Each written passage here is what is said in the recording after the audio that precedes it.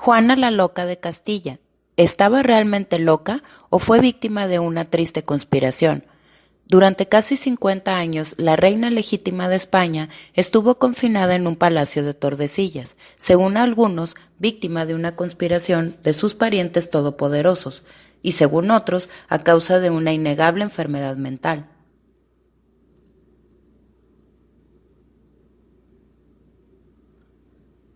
Con su rostro ovalado, su nariz fina y delicada, piel clara y el cabello rubio, Juana de Castilla fue bonita desde su niñez.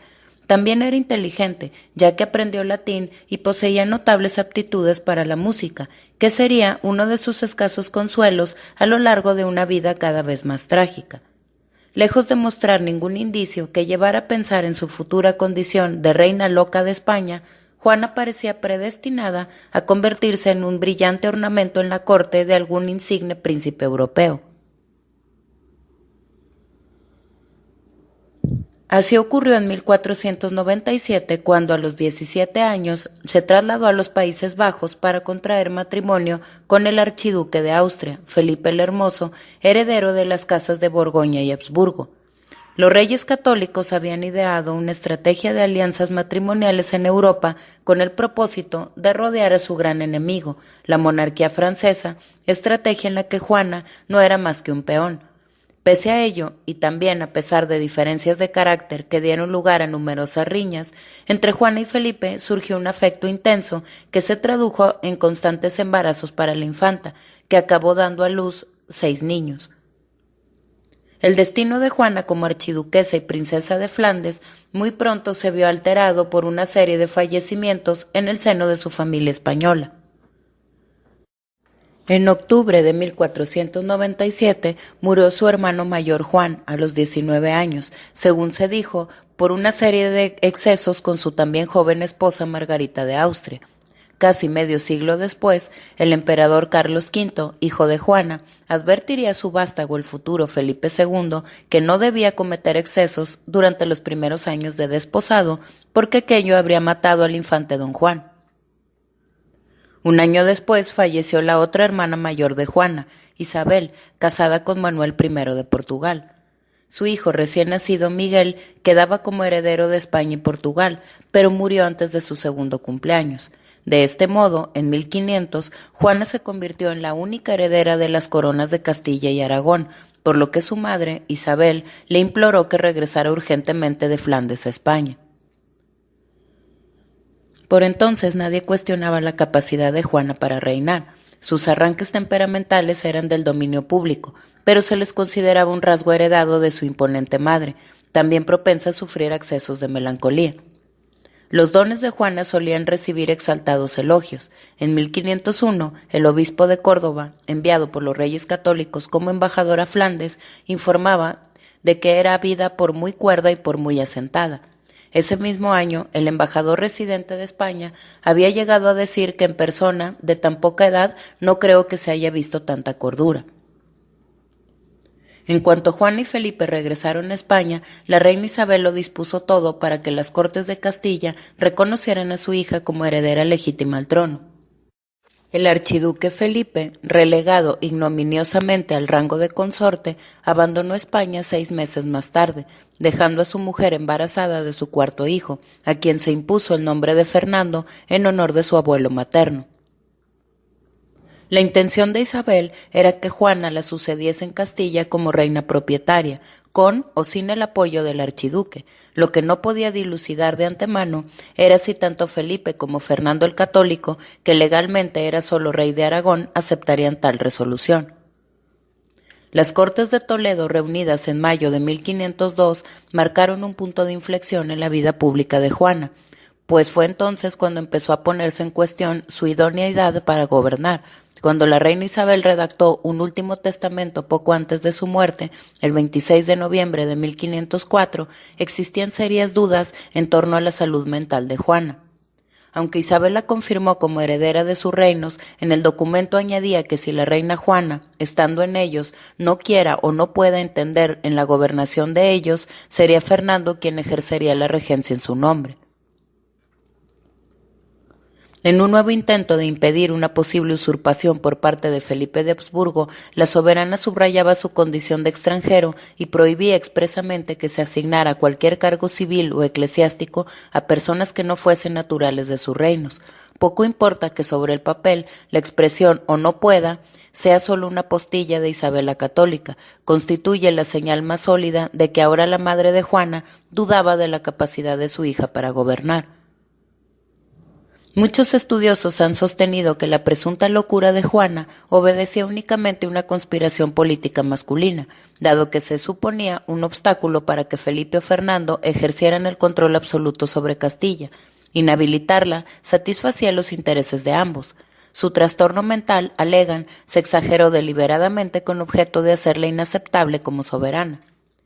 Se ha arguido además que su conducta extravagante fue en realidad un intento legítimo de reafirmarse en un mundo dominado por los hombres. Esta idea de argumentación convierte a Juana en un exponente de todas aquellas mujeres que en el transcurso de la historia han sido excluidas injustamente del poder. Existen, sin embargo, innumerables pruebas que sugieren que Juana de Castilla era efectivamente demasiado inestable para confiarle el gobierno. Muchas veces se ha argumentado que Juana heredó su locura de su abuela materna, Isabel de Portugal. Aunque no hay indicios suficientes para emitir un diagnóstico clínico, si nos limitamos a decir que Juana era excesivamente imprevisible para gobernar, entonces las evidencias de un comportamiento fuera de lo normal resultan abrumadoras. Fue en los meses inmediatamente posteriores al abrupto regreso de Felipe a los Países Bajos cuando por primera vez Isabel dudó seriamente de las aptitudes de su hija para gobernar. El ferviente deseo de Juana por reunirse con su esposo chocaba con las intenciones de su madre de que aprendiera a gobernar.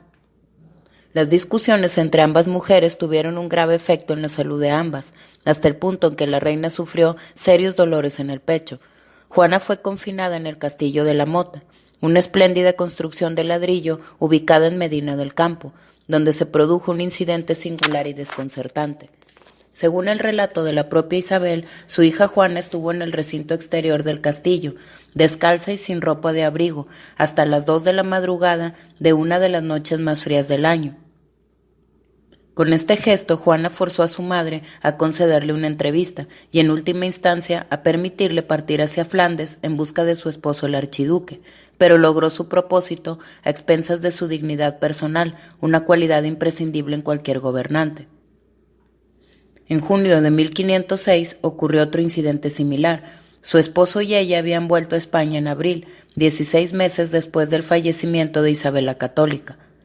El 28 de junio, Felipe le comunicó que había firmado con su padre la Concordia de Villafila, en la que se estipulaba que si la nueva reina no quería o no estaba en condiciones de gobernar, Felipe asumiría total autoridad y hasta continuaría siendo rey hasta la muerte de su esposa.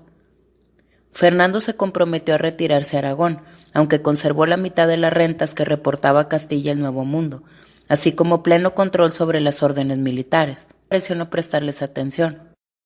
En lugar de pronunciarse, solo pidió recorrer los jardines del conde de Benavente, famosos por su colección de animales. Cuando hubo visto los pavos reales, Juana se alejó a la carrera hasta topar con la casa de una mujer, de oficio taonera. Refugiada en la cocina, se resistió a salir pese a las súplicas de su esposo y a que la casa quedó rodeada por los soldados alemanes de Felipe. Esas dos anécdotas arrojan luz sobre los trastornos mentales de Juana. Desde la perspectiva del siglo XVI, es irrelevante que definamos su dolencia como locura o como una forma severa de depresión posparto. Juana se había revelado incapaz de cualquier pensamiento estratégico. Su mente ya no podía ir más allá de las circunstancias inmediatas. Su única obsesión era sentirse libre, pero ¿libre para qué? ¿Para gobernar o sentirse gobernada? Ni las murallas del castillo ni la casa de la taonera cerca de Benavente llevaban a ninguna parte. La muerte repentina de Felipe el Hermoso en 1506 supuso sin duda un tremendo golpe emocional para Juana, embarazada de su sexto hijo. No se han podido verificar las historias macabras sobre su empeño en reabrir el féretro del esposo, mientras lo trasladaba en un pueblo a otro en Castilla a fin de examinar sus restos, quizá para evitar que se extraviaran o fueran robados. Por el contrario, es importante concentrarse en los aspectos políticos de su reacción frente a la muerte del archiduque en Burgos. Al día siguiente, cuando el presidente del Consejo de Castilla fue a ver a la reina, la soberana en persona le abrió la puerta del palacio donde se alojaba, la llamada Casa del Cordón, y le dijo que volviera más tarde. Cuando los miembros del consejo se presentaron de nuevo, tuvieron que perseguir a Juana por toda la casa y finalmente despachar a través de una reja que comunicaba la capilla con sus aposentos. Al negarse a tratar los asuntos urgentes, independientemente de que fuera por falta de interés o por enfermedad, Juana de Castilla había demostrado una vez más su incapacidad para el gobierno. De este modo, Fernando el Católico se hizo con las riendas del gobierno de Castilla, además del de Aragón. A su muerte, en 1516, tras la breve regencia del cardenal Cisneros, el primogénito de Juana, Carlos, sería proclamado rey sin atender a los derechos dinásticos de su madre, que quedaría confinada en el castillo de Tordesillas desde 1509 hasta el día de su muerte.